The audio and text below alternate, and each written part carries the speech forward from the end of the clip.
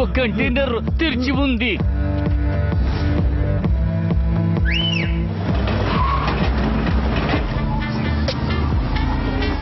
మీరందరూ ఈ కంటైనర్ లోకి వెళ్ళండి. దీన్ని నేను పైన నిలబెడతాను. దేవుడు మనల్ని వెతుక్కుంటూ ఇక్కడికి వచ్చిన అతని దృష్టి పైన కంటైనర్ మీద పడతావు.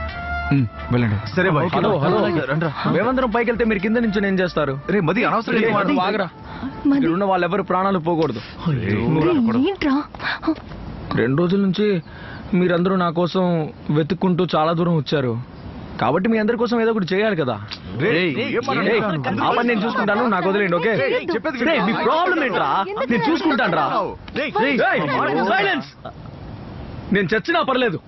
నా ప్లాన్ ఓకే అనుకున్న వాళ్ళు చేయగలపండి.